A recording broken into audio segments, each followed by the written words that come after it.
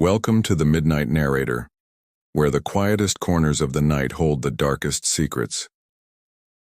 Tonight's tale, The Shifting Staircase, brings us into the eerie world of Elias, a blind writer who thought he knew his home better than anyone. But when the very foundation of his house begins to shift and change, he's forced to confront something far more terrifying than the absence of sight. What happens when the house you know and trust betrays you? Ready to descend into the depths of fear?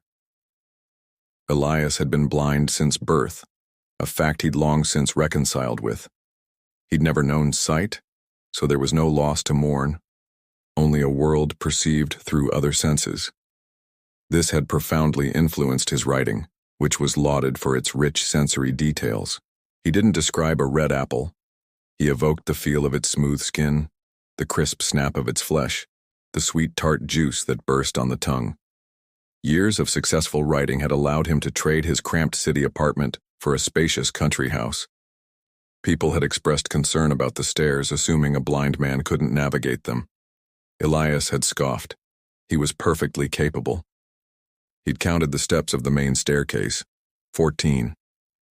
He quickly became accustomed to them, moving up and down with practiced ease. Being blind had honed his spatial awareness. He knew where everything was, every turn, every distance. One afternoon, descending for his afternoon tea, he tripped. There was an unexpected step where there shouldn't have been. He dismissed it as a momentary lapse in concentration, a phantom stumble. But on his way back up, he tripped again, this time at the top. Another phantom step. He recounted the steps again. 15. Then 14. He checked several times, and it always fluctuated. A cold dread began to seep into him. This wasn't just a simple misstep. He tried to ignore it, attributing it to stress and fatigue. But a few days later, while going down for a late-night snack, he tripped again, falling heavily. His ankle throbbed with a sharp, insistent pain. He carefully made his way back up, counting as he went. 16. He checked again, going down. 14. Up again. 18. Each number was a fresh wave of icy fear. It was impossible. No one could be physically altering the staircase.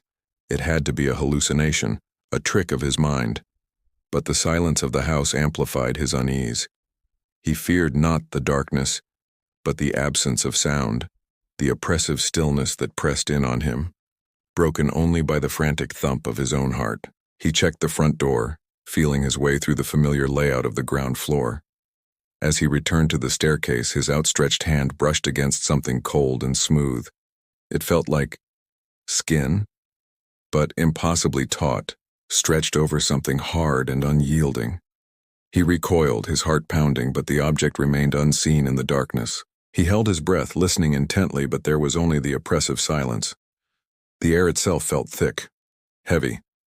He hurried back upstairs, this time encountering nothing. 18 steps.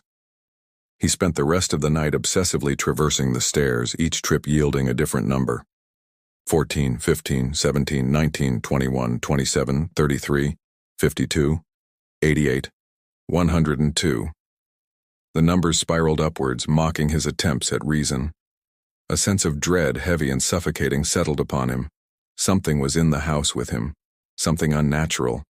The staircase seemed to stretch on endlessly, a grotesque parody of its former self, a shifting labyrinth in his own home. He finally gave up, terrified of what he might find at the bottom, terrified of the endless descent. He fled back to his bedroom, barricading the door with a heavy oak dresser. He sat there now, heart pounding, typing out his experience, the words a desperate attempt to impose order on the chaos that had invaded his home. This house was no longer his. Something had taken it. Something that manipulated the very fabric of its structure. Something that toyed with his most trusted sense, his spatial awareness. He knew two things. He couldn't go down there, and whatever was down there couldn't come up. And then, he heard the creaking. Not the familiar creak of old wood, but a new, deeper, more ominous sound.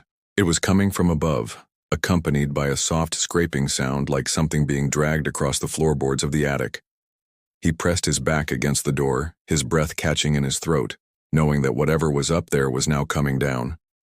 And that's the end of the shifting staircase. Elias's peaceful home transformed into a nightmarish labyrinth, where every step became a journey into madness. What's more unsettling than the sound of your own thoughts? The sound of something else following you in the dark.